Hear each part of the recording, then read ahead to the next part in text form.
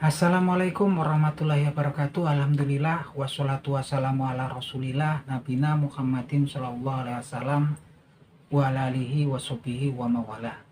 Wa qala Allah ta'ala fil Qur'anil Karim, ittaqullaha haqqa tuqatih wa la tamutunna illa wa antum muslimun. Amma ba'du. Alhamdulillah, selamat sore para sedulur-sedulur yang saya cintai dan semoga dicintai oleh Allah Subhanahu wa taala. Marilah kita bersyukur atas kehadirat Allah Subhanahu wa taala yang telah melimpahkan rahmat serta kasih sayangnya kepada kita semua sehingga kita bisa berjumpa dan berkumpul di channel YouTube saya ini. Tak lupa sholawat dan salam kita curahkan untuk Nabi Muhammad SAW yang telah melepaskan umat manusia dari jurang kejahiliahan menuju ketaatan dan pengabdian pada Allah Subhanahu wa taala. Oke para sedulur, jadi Allah Subhanahu wa taala berfirman di Al-Qur'anul Karim, tepatnya di surat Al-Anfal ayat ke-48 sebagai berikut. Bismillahirrahmanirrahim. Wa idzayana lahumus syaitanu a'malahum faqala la ghaliba lakumul yawma minan nas wa inni jarul lakum falamma tara'atil fi'atani naqasa ala akibaihi wa qala ini bari'um minkum ini aromala tarawun ini akhafullah wallahu sadidul iqab, yang artinya sebagai berikut. Dan ketika syaitan menghiasi amal perbuatan mereka dan kemudian syaitan berkata kepada mereka, tak ada satupun manusia yang bisa mengalahkan kalian hari ini. Wa ini jarulakum, dan sungguhnya aku adalah pelindung kalian hari ini. Alama taroatil fiatani nakoso ala akibaihi, dan ketika dua pasukan bertemu bertatap muka, maka syaitan berbalik ke belakang. Wakola ini bari'um minkum, sesungguhnya aku berlepas diri daripada kalian. Ini aromala tarawun, dan sesungguhnya aku melihat sesuatu yang kalian gak lihat. Ini akhafullah, dan sesungguhnya aku takut pada Allah Subhanahu wa taala. Wallahu sadidul iqab, dan sungguh Allah Subhanahu wa taala itu sangat keras siksaannya. Nah, teman-teman, berkaitan dengan ayat ayat ke-48 dari surat Al-Anfal ini, latar belakangnya adalah ketika terjadi perang Badar ya. Pada waktu perang Badar adalah ketika kemudian para kafir Quraisy Mekah dengan jumlah yang sangat besar pada waktu itu mengepung kota Madinah ya, menyerang kota Madinah. Pada saat itu ternyata iblis ya, syaiton ini kan, syaiton. Jadi syaiton ini redaksinya dua teman-teman. Jadi syaiton itu kalau di Al-Quran redaksinya dua. Redaksinya adalah mengacu pada si iblis ataupun Azazil yang mendapatkan kutukan atau dari Allah Subhanahu wa taala, mendapatkan laknatnya Allah Subhanahu wa taala. Dan redaksi yang lain adalah bangsa jin ataupun bangsa manusia yang ingkar pada Allah Subhanahu wa taala, dijuluki syaiton. Dan di ayat ini diberitakan adalah syaitan yang saat itu redaksinya si iblis ya. Dia waktu itu kumpul ya, memimpin, memberikan semangat kepada orang-orang Mekah. Dia tampak waktu itu menjelma menjadi seseorang yang pembesar daripada suku Bani Mujlib, yaitu Surakoh bin Malik ya teman-teman. Nah, iblis atau syaitan ini menjelma menjadi Surakoh bin Malik, dan para pengikutnya syaitan juga menjelma seakan-akan pengikutnya itulah orang-orang dari Bani Mujlid. Teman-teman, dia si syaitan yang kemudian menjelma menjadi Surakoh bin Malik dalam bentuk Surakoh bin Malik ini kemudian memberikan semangat dan meyakinkan orang-orang kafir Quraisy pada waktu itu bahwasanya hari itu nggak ada satupun manusia yang bisa mengalahkan mereka. Dan mereka percaya ya sama setan yang jelmaannya si Surakoh bin Malik ini, karena memang di sini juga diberitakan dia juga kan membawa pasukan ya, pasukannya dalam bentuk daripada orang-orang pengikutnya dari Bani Mujlid, kabilah yang dipimpin diketuai oleh si Surakoh bin Malik ini. Nah teman-teman, bahkan dia berkata hari itu tidak ada satupun manusia yang bisa mengalahkan mereka, dan dia berkata bahwasanya aku adalah pelindung kalian hari ini gitu kan. Sehingga orang-orang kafir Quraisy begitu yakin akan kemenangannya. Tapi ketika kemudian pada waktu yang bersamaan pun Rasulullah berdoa terus ya pada Allah Subhanahu wa taala, memohon bantuan pada Allah Subhanahu wa taala, dan bahkan dia sampai kemudian selendangnya terjatuh ya. Sampai kalau nggak salah, kalau nggak Abu Bakar As-Siddiq radhiyallahu anhu atau Ali bin Abi Thalib radhiyallahu anhu, sampai kemudian Abu Bakar As-Siddiq ya, seperti mengambil selendangnya dan dia menaruhnya di leher Rasulullah Shallallahu Alaihi Wasallam lagi dan berkata, sudah ya Rasul, cukup, Allah Subhanahu Wa Taala pasti akan mengabulkan doamu. Sampai Rasulullah Shallallahu Alaihi Wasallam itu berkata, kalau hari ini sampai kemudian habis semua, maka tidak ada kemudian manusia yang menyembahmu ya Allah.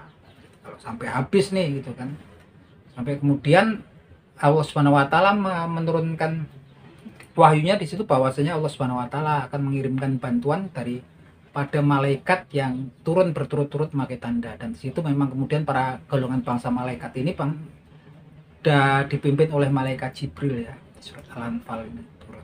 Dan ketika kemudian dua pasukan kemudian bertemu, iblis dan pasukannya ketika itu kemudian ternyata mereka bisa melihat ya para bentuk malaikat ya. Ternyata bangsa jin juga bisa melihat para malaikat, walaupun mereka diciptakan dari bentuk dua partikel yang berbeda. Kalau malaikat kan dari cahaya, kemudian jin dan setan ini diciptakan dari api. Dan ternyata bangsa jin ataupun setan dari ayat ini menggambarkan bahwasanya mereka juga bisa melihat malaikat. Dan tak kala iblis ini kemudian setan melihat rombongan pasukan malaikat yang dipimpin oleh malaikat Jibril, dia surut ke belakang dan kemudian kabur ya teman-teman.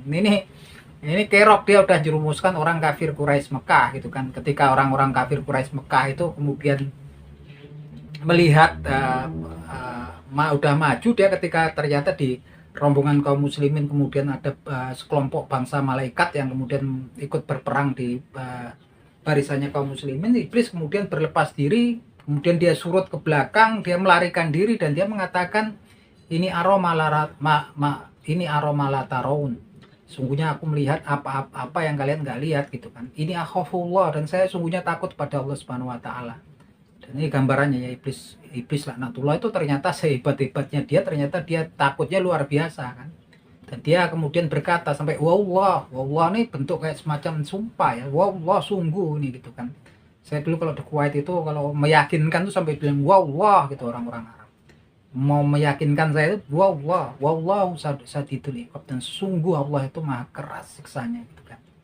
Nah teman-teman, ini luar biasa sekali ya. Jadi apapun itu, jadi ini gambarkan kalau sesulit apapun kita, apalagi kalau kemudian yang sering datang orang mungkin minta pertolongan kita segala macam, biasanya kalau sekarang ini kan gangguan non medis gitu kan, ya kita bermohonlah pada Allah Subhanahu Wa Taala dan yakini bahwasanya kita sebenarnya nggak punya hak prerogatif sama sekali untuk menyembuhkan orang yang terkena gangguan seperti kalau kayak guna-guna, sihir segala macam. Intinya cuman kita bermohon kepada Allah Subhanahu Wa Taala seperti yang diajarkan Nabi Muhammad SAW ketika menjelang perang Badar. Dia berdoa kepada Allah Subhanahu Wa Taala, bermohon pertolongannya, sampai kemudian Allah Subhanahu Wa Taala memberikan wahyunya bahwasanya Allah Subhanahu Wa Taala akan mengirimkan bala bantuan ya, para malaikat. Nah, ini ya lawannya bangsa halus juga, lawannya juga yang memang kemudian gaib juga kan teman-teman. Ternyata bangsa setan ini kalau ketemu golongan malaikat dia menjauh ya, bahkan iblis pun langsung berlari. Dia berkata, ini aroma tarawun, sungguhnya aku melihat apa yang kalian nggak lihat gitu kan. Makanya kadang-kadang kalau kita kemudian membacakan ayat-ayat sucinya ataupun firman-Nya Allah Subhanahu Wa Taala kepada orang-orang tertentu yang terkena gangguan gaib tuh, kadang-kadang dia sepertinya melihat sesuatu gitu kan. Tampaknya juga takut sebagian gitu kan. Mungkin itulah yang dikatakan kemudian mereka pun bisa melihat kedatangan kehadiran para malaikat gitu kan. Yang jelas di perang Badar ini kemudian kaum muslimin pun memperoleh kemenangan yang gilang gemilang, dan banyak orang tokoh orang kafir Quraisy Mekah, bahkan Abu Lahab ini kan, Abu Lahab ya kalau nggak Abu Jahal, itu matinya dia meninggalnya di perang Badar ini. Abu Lahab meninggal di perang Badar ini. Nah ini sebuah pelajaran di sini gitu kan, bahwasanya kalau kemudian kita memang mendapatkan gangguan-gangguan ataupun masalah-masalah yang berkaitannya dengan hal-hal yang gaib, tentunya kita juga hanya bisa bermohon kepada Allah Subhanahu Wa Taala. Di surat Al-Anfal ini pun pada waktu itu kaum muslimin itu jumlahnya waktu itu cuman sekitar 600 ya. Sedangkan waktu itu orang Quraisy itu jumlahnya berapa kali lipat, hampir 1000 atau 3000.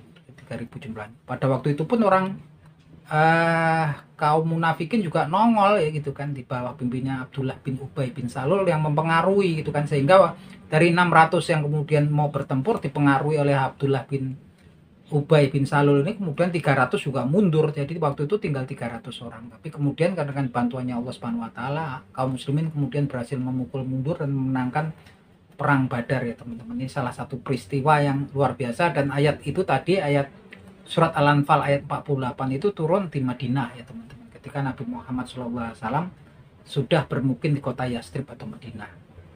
Intinya lagi-lagi ketika kita dalam kondisi yang terdesak, sesuatu yang nggak memungkinkan seperti pada waktu kejadian itu, pada waktu itu kaum muslimin pasukannya tinggal 300 orang, dan ke waktu itu kaum musyrikin itu sekitar 1000 ya, 1000 atau 1000 orang.